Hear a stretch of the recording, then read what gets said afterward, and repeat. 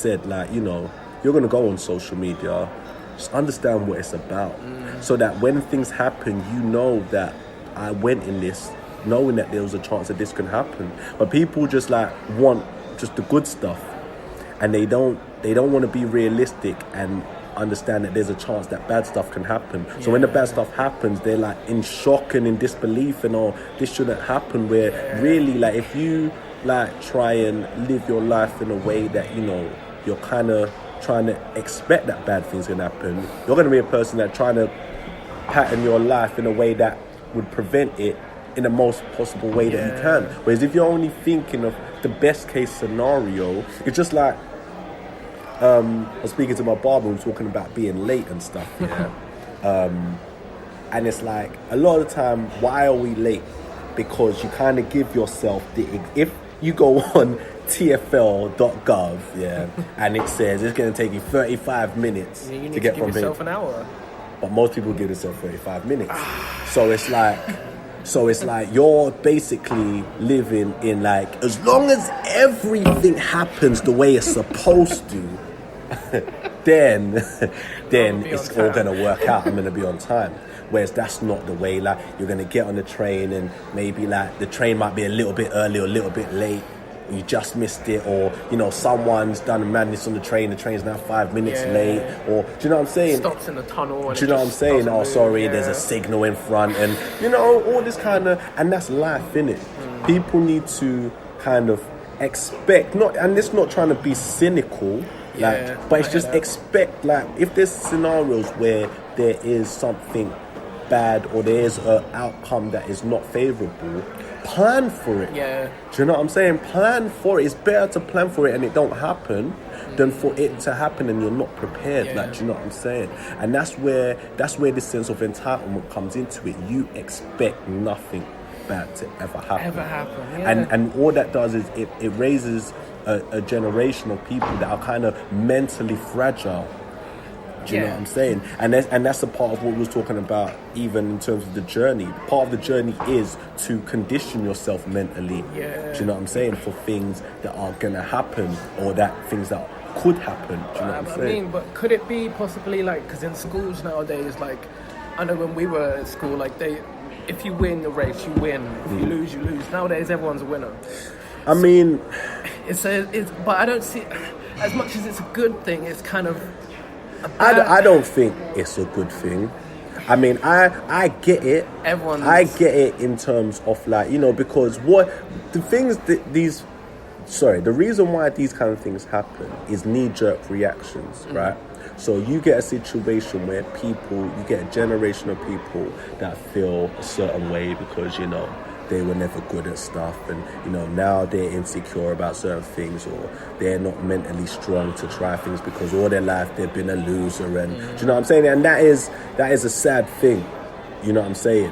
But then, rather than just like try and figure out what is a way that, you know, we can solve this problem, that, you know, we're not just thinking about what it would do right now, but what it would lead to. Do you know what I'm saying? Yeah. People just say, all right, let's just put a plaster over it. Let's just, the most logical, not even the most logical, the most kind of like basic answer that is just going to deal with the situation right now. And let's just run with that. And the thing is with, like, you know, everybody's a winner. What that kind of does is, then what about the people that were... Because the thing is about it as well is everybody's got a different place in society. And that's the thing, like, it's like everybody wants to be the same. And that's the whole thing with social media as well. It's like no one wants to be an individual no more. Like, you might not be the fastest runner, but that person who is the fastest runner, maybe that's their calling, innit? Do you know what I'm saying? Yeah, you're not the fastest runner, but I guarantee there's something that you can do that this person who's the fastest runner, just go and find whatever that is. Like, do you know what I'm saying? We can't just want to be everything. Like, it's kind of this idea that, like, the only place to be is at the top. Like we were talking about right at the beginning, and it's kind of like a... But the top of where though? That's the thing. Because it's like, you're just like, all right, I want to be like, all right, everybody's a winner at racing, yeah. But does everybody that ran that race in school really want to be a sprinter? Probably not. Do you know what I'm saying? Yeah. So it's like, what does it matter that you've got to teach people that you're going to lose in certain things. You've got to teach people about rejection. Yeah. That's what makes you stronger. And if you're just teaching people that there's no such thing as losers, there's no such thing, when they get into the real world and you find out that you are losing and stuff, you're not going to be able to deal with it. Yeah. Do you know what I'm saying? It's just like, and that's where we're talking about these kind of answers to these situations that are not well thought through. You're not thinking ahead. You're just thinking, let's just deal with the situation now so that we don't really have to deal with it. Do you know what I'm saying? We've got all these people asking us, we're in charge and we're meant to have answers, but we don't have the answers, so let's just do this and hope that everyone leaves us alone. Like, do you know what I'm saying? No one's really trying to put the work in to actually, look, this is going to take time. We are aware of the problem, but we're going to have to take time trying to find the solution.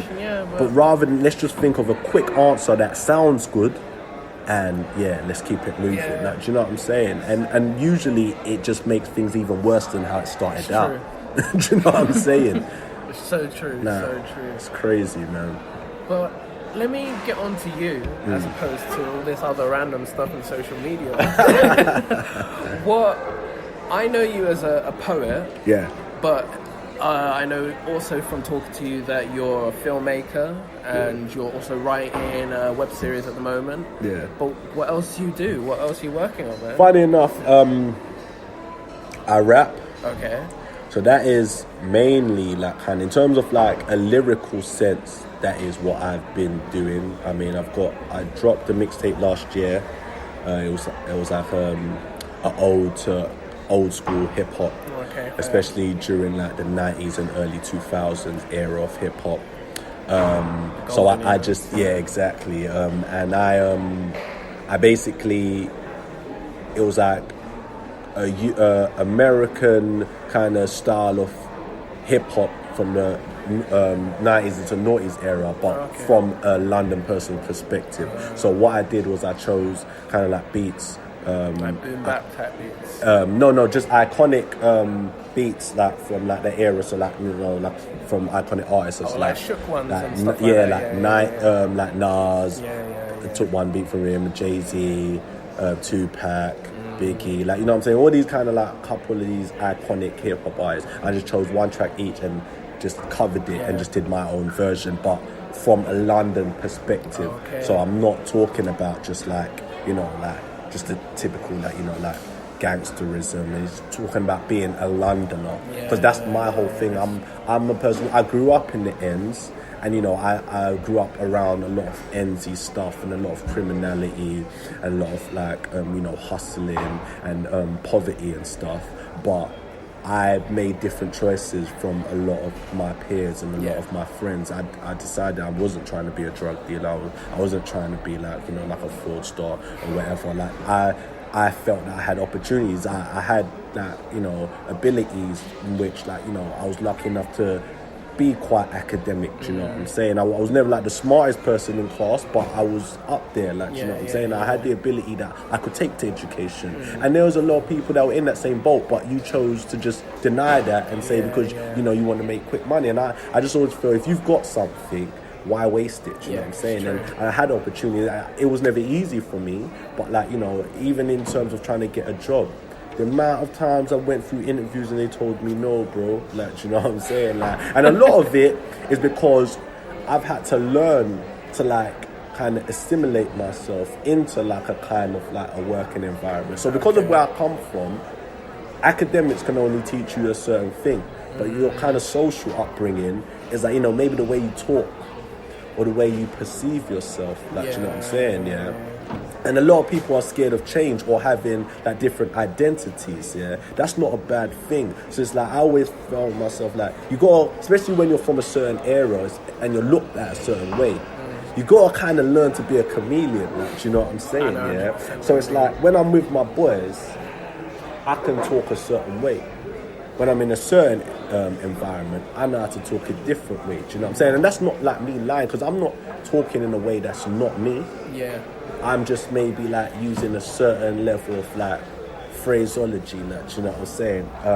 To make myself kind of like blend in, like to certain like scenarios, like, do you know what I'm saying? Like, and just be that, because it's all about kind of playing like a game, if you will, like, do you know what I'm saying? And you've got to try and adapt. It's just like what's these? I don't know if you've heard Getz's new album.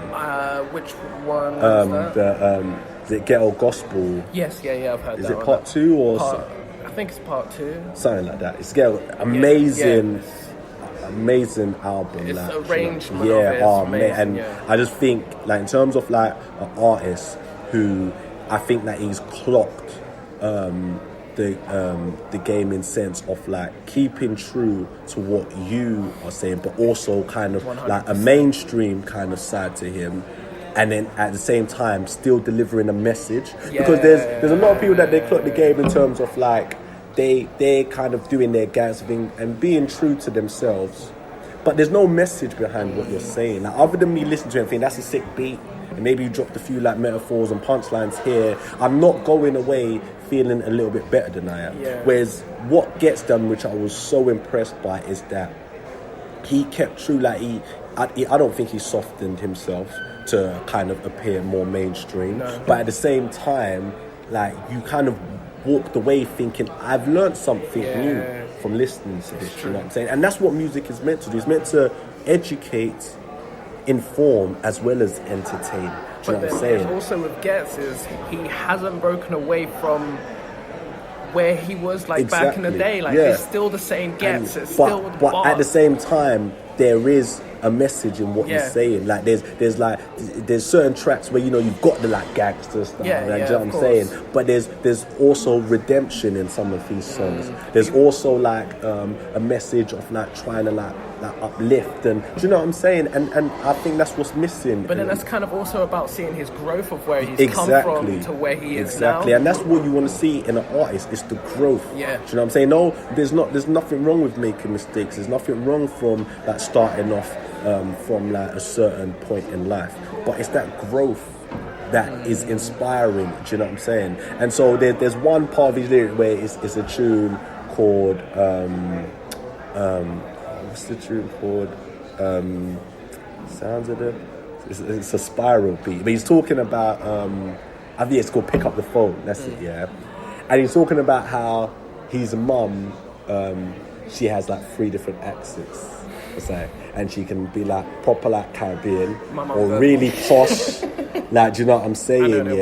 Or just like, do you know what I'm saying? And he's like, it just depends who phones her, kind of 100. Thing, And that's what I'm talking about in terms of like playing the game. Like, you can be true to yourself, but know that in certain scenarios you've got to, and everybody does. Every successful person does it, depending on what scenario is. It's called like, when I was where I used to work in retail, and there's a thing called tailoring your approach.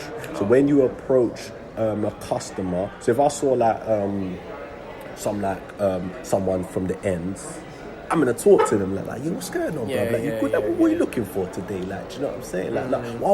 What that new little hoodie one? Yeah. Now that's popping right now, innit? I'll show you. Right now, they feel warm to you, innit? They feel like, this is my type of guy. Like, do you know what I'm saying? Now, if also called the old white guy comes in, I'm not gonna talk to him like that. Do you know what I'm saying? Because he's gonna think, well, this dude trying to rob me, or like, do you know what I'm saying? Like, hi, evening, sir. Like, how you doing? Like, you alright? Is there anything else? Do you know what I'm saying? Yeah. Because you're trying to interact with people in a way that makes them feel comfortable, and you're trying to, it's like an exchange. And for you to get things out of other people, you have to connect with them in a way that they're comfortable with. And that's what a lot of people feel, I'm just going to keep it real. I'm going to keep it real. And that's the mentality. And then you wonder why you're going to these jobs. No one's giving me a job. Do you know what I'm saying? So when I was young, I was going through jobs, and I had to learn, you can't go to the job and try and think that you're speaking to one of your boys, and do you know what I'm saying? And think, because in my head I thought like, especially if I'm going to like JD, innit, I'm thinking, because like I'm like JD, like bare people like me shopping JD. Yeah. So if I come, they're gonna think, yeah, he's the kind of guy that we need. Like, do you know what I'm saying? But really, for someone who don't know me, he's thinking, is this the type of guy that's just gonna be late every day? Is he gonna? So